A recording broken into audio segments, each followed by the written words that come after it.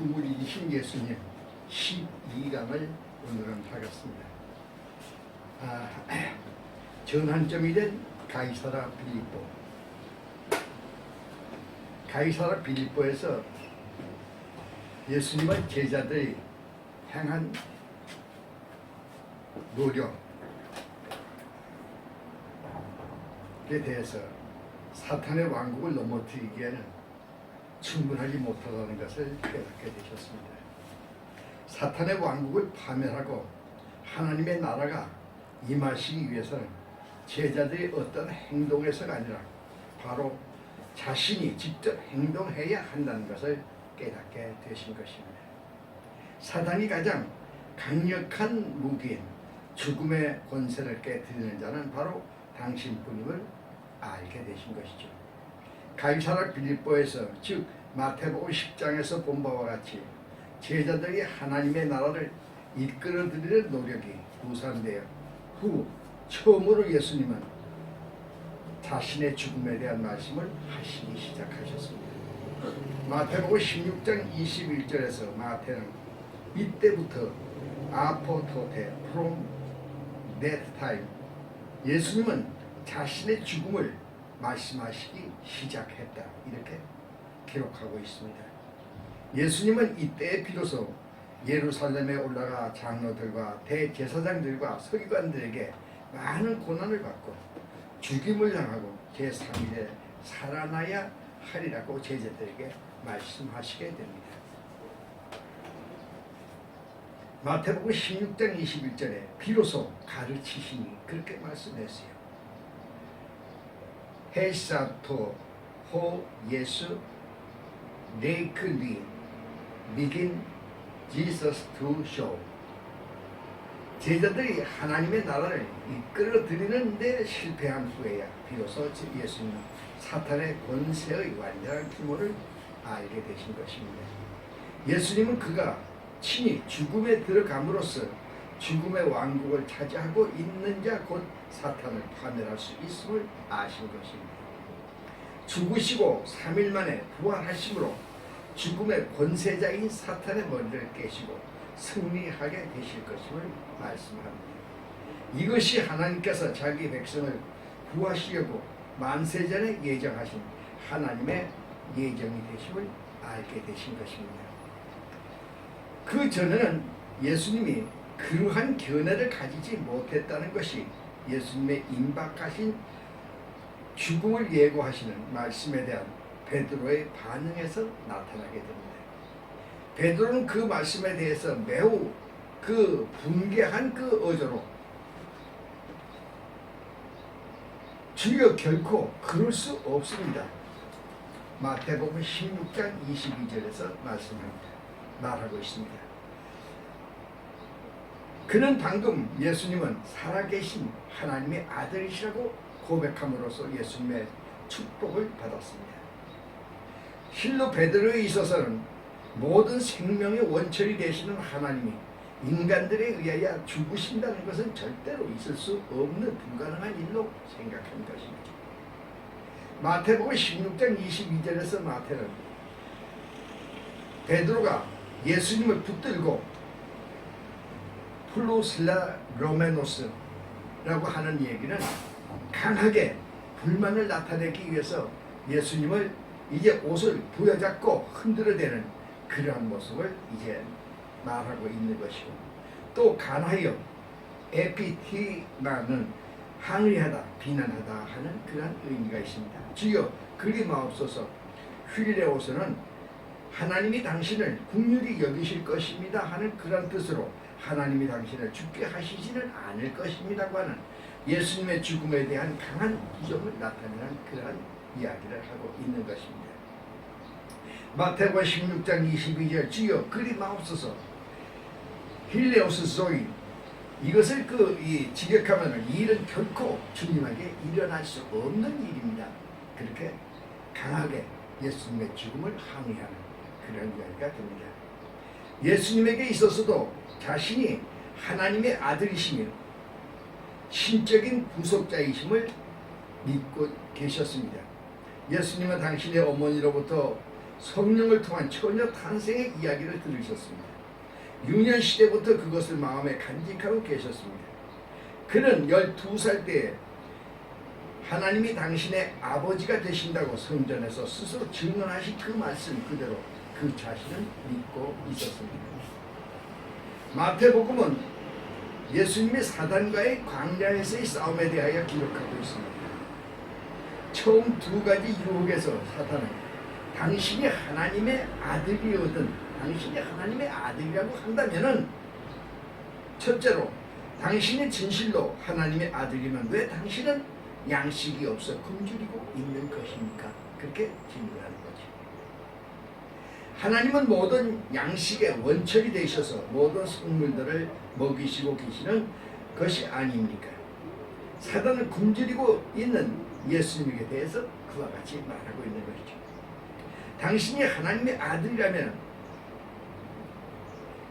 이 돌들을 가지고 떡을 만들어서 먹을 수도 있는 것이 아닙니까?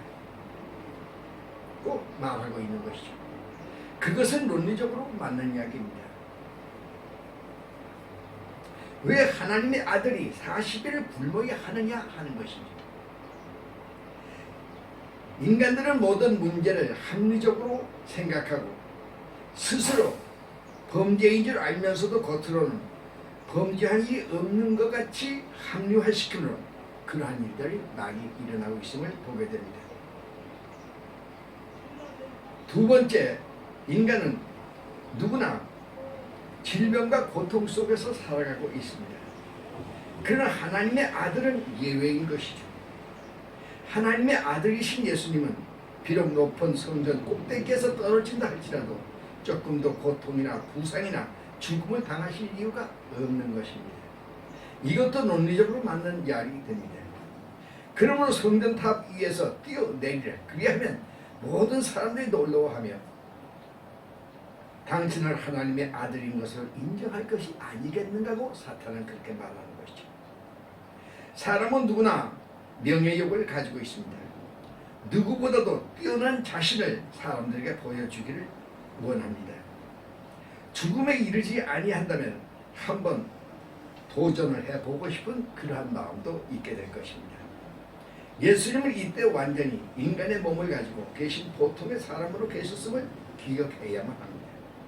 예수님은 40일을 굶주려 몹시 배가 고픈 그러한 가운데 계셨고 하나님의 아들로 세상 사람들에게 보이려고 그러한 그 마음도 젊은 예수님으로서는 가지고 계실 수가 있는 것입니다.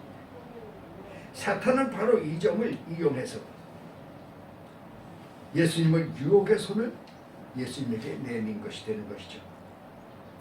인간의 가장 큰 약점은 돈과 명예인 것입니다. 사탄은 당신이 하나님의 아들이거든 성전 꼭대기에서 뛰어내리십시오. 당신은 하나님의 아들이므로 죽을 일이 없을 것입니다. 꼭 유혹한 것이죠. 이때 예수님은 하나님의 말씀으로 사탄을 물리치십니다. 주 너희 하나님을 시험하지 말라. 신명기 6장 16절을 들어서 말씀하고 사탄아 물러가라고 말하게 되는 것이죠. 예수님은 광야 시험에서 승리하셨지만 사탄은 완전히 물러간 것이 아닙니다. 예수님께서 당하신 유혹을 그의 사역 초도 거의 40일간의 유혹으로 국한해서 생각해서는 안 되는 것입니다. 예수님이 당한 유혹은 계속적인 것이었습니다. 예수님은 정말 자신이 하나님의 아들인 것인가? 하나님의 아들이라면 무엇을 어떻게 해야 할 것인가 하는 범민과 그로 인한 사탄의 유혹은 다음 기회를 노려서 예수를 떠나간다. 이렇게 누가복음 4장 13절에서 기록하고 있음을 보게 되는 것이죠. 그 기회가 가이사라 빌립보에서 나타난 것입니다. 베드로는 예수님이 하나님의 아들이라는 자신의 고백과 하나님의 아들이 어떻게 그리고 왜 죽어야만 하는가에 대한 상호 모순이 있음을 알게 된 것입니다. 예수님도 그 모순을 동일하게 알고 계셨습니다. 베드로는 예수님이 일찍이 광야에서 사탄으로부터 받으신 동일한 모순의 시험을 예수님 앞에 내놓게 된 것입니다. 하나님의 아들이 왜 죽어야 하는 것인가? 이 두 사건은 다 같이 사탄아 물러가라로 끝나고 있습니다. 이것은 둘 다 같은 종류의 유혹이기 때문입니다. 마태복음 10장 23절에 예수님의 말씀은 하나님이 제정하신 구약의 제사 제도의 어린 양의 죽음에서 예고하고 계신 피 흘림이 없은즉 사함이 없느냐. 히브리서 9장 22절의 참 의미를 아직 이해하지 이전이었기 때문에 죽음과 관계없이 하나님의 나라가 임하실 것을 예수님은 제자들에게 선포하셨던 것입니다. 마태복음 16장 28절에 여기 섰는 사람 중에 죽기 전에 인자가 오는 것을 볼 자도 있느냐. 주님은 그렇게 말씀하셨습니다.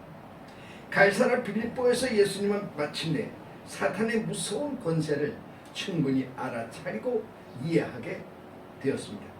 예수님은 사탄의 왕국을 붕괴시킬 수 있는 사람이나 세력은 자기 자신밖에는 없다는 것을 깨닫게 되신 것입니다.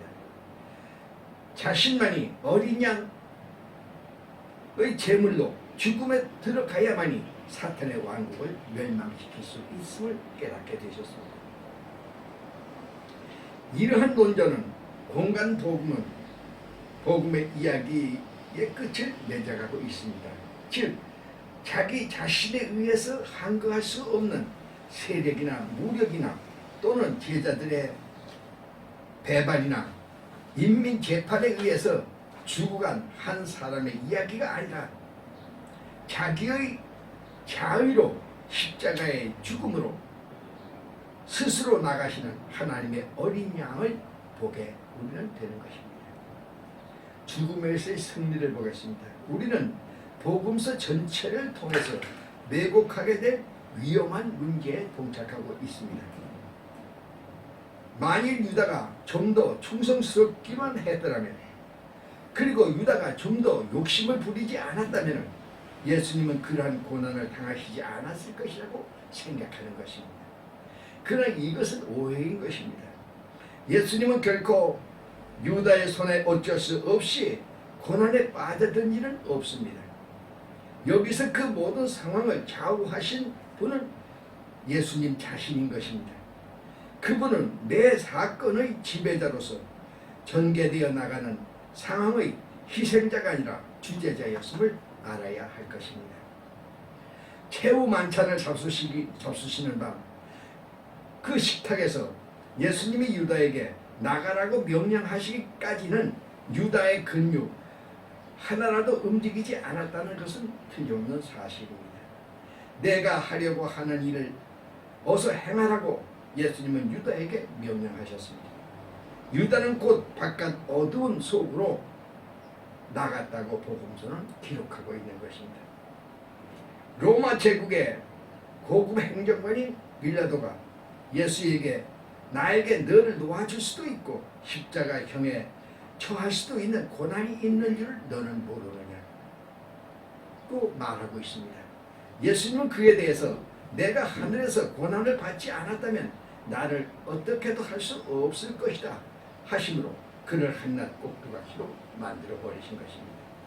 예수님이 죽으신 것은 빌라도의 권력의 한낱 연약한 목수의 아들이었기 때문이 아닙니다. 유다의 반역 때문도 아닙니다. 유대인들의 종교 재판이나 인민들의 인민 재판 때문도 아닙니다.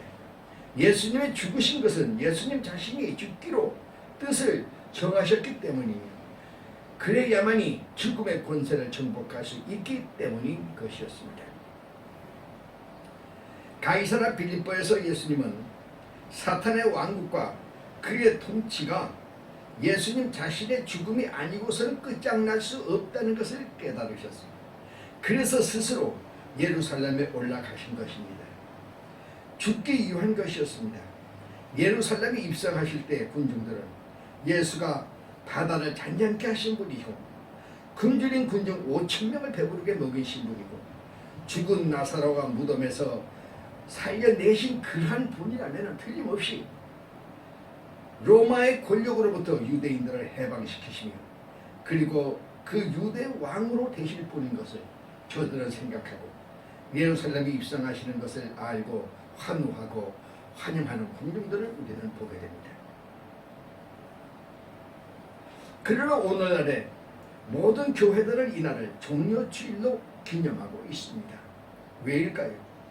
예수님은 어린 나귀를 타시고 평화의 왕으로 예루살렘에 입성하셨으며 군중들의 환호를 받으셨습니다. 그러나 이분은 왕권은 이 세상에 속한 것이 아니라 하늘에 속한 것이었습니다.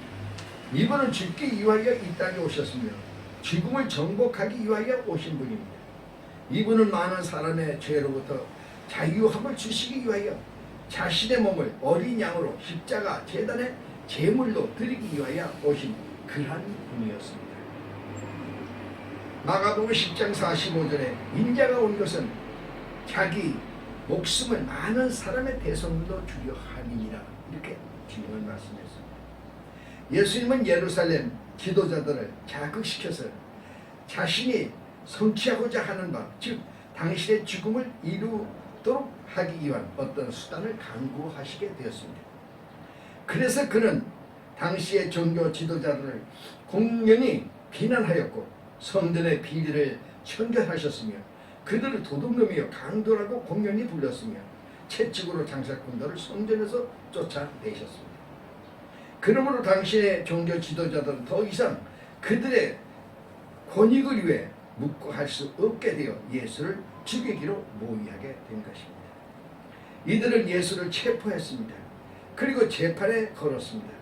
예수님은 여기서도 스스로 당신을 단죄할 만한 말씀을 하셨습니다. 마태복음 26장 64절을 보시기 바랍니다. 대제사장은 종교 재판의 합의에 따라 예수에게 사형을 선고했습니다. 예수님이 죽으신 것은 당신 자신의 질문에 의해서였습니다. 예수님은 그 상황을 좌우하셨습니다. 예수님은 그런 식으로 죽으신 것은 그 자신의 죽음이 끝장이라고 보지 아니하시고 새로운 시작이라고 보셨기 때문입니다. 그리고 사흘 만에 다시 살아나리라고 하신 말씀을 성취하시기 위해서였던 것입니다. 교회가 만일 구약 성서 유전에 충실하였다면 토요일 즉 안식일을 예배일로 드렸어야 할 것입니다. 그런데 교회의 예배일은 금요일이나 토요일이 아니라 일요일 즉 안식일 후 첫날 예수님 부활의 날에 드리게 된 것입니다. 그것은 예수님의 부활은 그리스도 종교의 중심적 증언이기 때문입니다. 예수님의 죽음은 사탄에 대한 승리의 관문이었고 사탄의 패배극의 종말이었기 때문입니다. 사탄은 질병과 기근과 죽음으로 세상을 통치했습니다. 그런데 주님은 죽음을 깨시고 부활하심으로 사탄의 머리를 깨시고 승리하게 되신 것입니다. 예수님이 지상에서 부르신 사람은 범인들이었고 영혼이나 거인들이 아니었습니다. 작은 사람, 난쟁이, 고독한 사람, 죄인들이었고 천민들이었습니다. 창녀였던 막달라 마리아, 절름발이 세리로서 자기 백성들로부터 멸시받는 삭개오도 있었습니다. 예수님은 이러한 무명의 사람들을 취하여 저들을 변화시켰으며 저들로 복음의 정복군을 만드셨습니다. 지금도 이러한 사람들을 부르시며 세상의 어떤 혁명군보다도 강력하고 훌륭한 복음의 군대를 만드시는 것을 보게 되는 것이죠. 가이사라는 예수님을 십자가에 달아 죽였습니다. 그러나 가이사의 군대에 요란한 행군의 소리는 먼 역사의 뒤안길로 사라져버렸습니다. 그러나 십자가의 군대이며 복음의 군대는 지금도 전 세계를 향하여 땅끝까지 복음을 전하라는 예수님의 명령을 받들어 앞으로 전진하여 계속하고 있음을 우리는 보게 되는 것입니다. 엠마오 제자에 대해서 말씀드리겠습니다.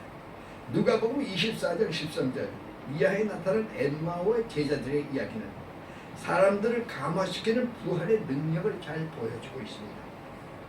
예수님은 하나님의 아들로 믿고 모시었던 그 두 제자가 예수님의 융패 제사장들과 로마 군병들에 의해 무참하게 십자가에 못 박아 죽는 모습을 보고 저들은 실망해서 저들은 고향으로 돌아가게 되었습니다. 저들은 그 고향으로 돌아가는 가운데서 엠마오라고 하는 마을에서 부활하신 예수님을 만나고 새로운 소망과 용기를 가지고 예루살렘으로 다시 돌려와서 예수님은 살아나셨다고 소리쳐 말하는 저들을 우리는 보게 되는 것입니다. 예수님이 십자가에 죽었을 때 저들은 실망했으나 부활하신 예수님을 만났을 때 저들은 새 소망을 가지고 복음의 일꾼이 된 것입니다. 이것이 바로 부활의 기적입니다. 오늘도 부활하신 예수님을 만난 사람들은 누구도 빼앗을 수 없는 기쁨과 소망 속에 부활하신 분의 일꾼으로 살게 되는 것을 우리가 보게 됩니다. 부활하신 예수님의 빈 무덤은 당시 제자들이 희르와 고통에서 해방하였을 뿐만 아니라 기쁨과 소망을 가지고 복음의 일꾼들이 되어진 것을 우리는 알게 됩니다. 예수님은 살아나셨습니다. 이것이 오늘도 우리에게 주시는 부활의 기쁜 소식이며 영원한 나라를 바라보는 우리의 소망이며 기독교의 진리의 토대가 되는 것입니다. 예수님의 부활 사건은 사탄이 자신의 모든 지혜를 다하여 예수를 십자가에 죽였으나 그리고 성공한 줄 알았으나 실패한 사건입니다. 저는 예수의 발꿈치를 상하게 하였으나 예수님은 부활하심으로 저의 머리를 상하게 하시고 창세기 3장 15절을 보시기 바랍니다. 만왕의 왕으로 승리자가 되신 사건이 되는 것입니다. 그리스도는 죽은 자들 가운데 다시 살아나셨습니다. 그러나 사단과 전쟁은 지금도 계속 진행되고 있음을 알아야 합니다. 그 원수는 점차 더 강해지고 있습니다. 이것은 그의 마지막 때를 알기 때문입니다. 그러나 두려워할 것은 없습니다. 그의 무력함이 이미 드러났기 때문입니다. 고린도전서 15장 57절을 보시기 바랍니다. 사탄은 그의 때가 얼마 남지 않았을 걸 알고 세상을 더욱 악하게 만들고 사람들을 악의 길로 유혹하고 있지만 마지막 날에 예수님이 또한 승리하신 것과 같이 우리도 부활 승리하게 될 것임을 우리는 알아야 합니다. 우리는 여기서 두 가지 사건을 우리는 보게 됩니다. 첫째, 신약 성서가 사단을 인정한다는 사실입니다. 즉 신약 성서는 귀신의 세력들을 사실로 취급하고 있습니다. 예수님의 전 사역은 악마와의 충돌 사건으로 그것을 배경으로 하여 전개되고 있음을 우리는 보게 됩니다. 그런데 사탄의 권세는 오늘도 존속하고 있습니다. 부활은 악마의 통치의 종말이 아니고 그리스도의 몸 대신 교회의 와의 전쟁에 선포하고 하였습니다. 사탄은 예수님이 재림하여 오시는 마지막 때까지 교회와의 싸움은 계속될 것입니다. 둘째로 신약 성서는 궁극적으로 낙관적인 승리감에 넘쳐 흐르고 있음을 보게 됩니다. 사탄은 강하지만 그리스도는 더 강하다고 생각합니다. 현대 사상은 사탄을 과대평가하고 있는 것은 잘못된 것이죠. 오늘의 사람들 중에는 사탄에게 병적으로 몰두하고 있는데 그렇게 하는 중에 다른 영역의 잘못 속에 빠져들어가는 것을 우리는 알아야 합니다. 사탄은 자신을 위장할 수 있고 천사의 모습으로 취할 수도 있습니다. 그러한 사실을 깨닫지 못하고 있는 것은 참 안타까운 일이 되는 것이죠. 사탄은 언제나 한 가지 양상 속에 있는 것이 아니라 그는 매 시대 여러 가지 모양을 가지고 다르게 등장을 하게 됩니다. 오늘의 사회 속에서 그리고 오늘의 기독교 안에 교회 안에서 활동하는 사단의 다른 모습을 결코 우리는 간과해서는 안 되는 것입니다. 고린도후서 11장 14절에 사탄도 자기를 광명의 천사로 가장하느니라고 말씀했고 고린도후서 11장 15절에 사탄의 일꾼들도 자기를 의의 일꾼으로 가장하는도다 하고 말씀하고 계심을 우리는 이제 간과하지 말아야 할 것입니다. 오늘은 여기까지 하겠습니다. 감사합니다.